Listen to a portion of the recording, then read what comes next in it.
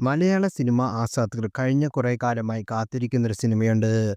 അതുല്യ പ്രതിഭ എംഡിയുടെ സ്വപ്ന സിനിമയായിരുന്ന Randamoozham. Cinema ഉടൻ ഉണ്ടാകുമെന്ന് കഴിഞ്ഞ വർഷം എംഡിയുടെ മകൾ അശ്വതി വെളിപ്പെടുത്തിയിരുന്നു. എന്നാൽ പിന്നീട് അതിനെക്കുറിച്ച് അപ്ഡേറ്റുകളൊന്നും തന്നെ പുറത്തു വന്നിരുന്നില്ല. എന്നാൽ കഴിഞ്ഞ ദിവസം ഋഷഭ് ഷെട്ടി ചിത്രത്തിലേക്ക് വരുമെന്ന തരത്തിൽ റിപ്പോർട്ടുകൾ വന്നു. രണ്ടാമൂഴം ഋഷഭ് ഷെട്ടി സംവിധാനം ചെയ്യുമെന്ന തരത്തിലാണ് റിപ്പോർട്ടുകൾ. പക്ഷേ ചിത്രത്തിൽ ഭീമനായ ഋഷഭ് എത്തുമെന്ന അഭ്യൂഹങ്ങളാണ് ഇപ്പോൾ സോഷ്യൽ മീഡിയയിൽ പ്രധാന ചർച്ചാ വിഷയം. ഭീമനായി എത്തുന്നത് മോഹൻലാൽ ആയിരിക്കുമെന്ന് നേരത്തെ തന്നെ വിവരങ്ങളുണ്ടായിരുന്നു. ഈ കോൺസെപ്റ്റിൽ പലരും ഫാൻ മെയ്ഡ് പോസ്റ്റുകളും പുറത്തിറക്കി. ഇതോടെ മലയാളികളുടെ ഉള്ളിൽ മോഹൻലാലായി ഭീമൻ കഥാപാത്രം.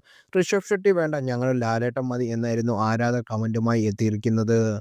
മോഹൻലാലിനേക്കാൾ അനുയോജ്യം ആരുമില്ല. ഭീമന്റെ ആത്മസംഘർഷങ്ങളെ പ്രതിഫലിപ്പിക്കാൻ അദ്ദേഹത്തിനേ കഴിയൂ.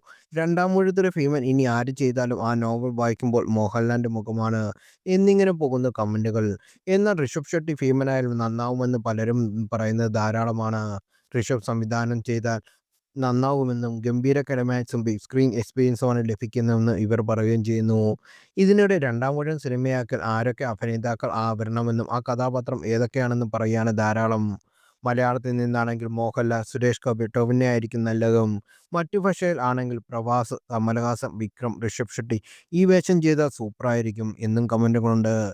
എന്തായാലും ആരാകും രണ്ടാമൂഴത്തിന്റെ സംവിധായകനെന്നും കഥാപാത്രങ്ങളെന്നും വൈകാതെ അറിയാമെന്നാണ് കരുതപ്പെടുന്നത്.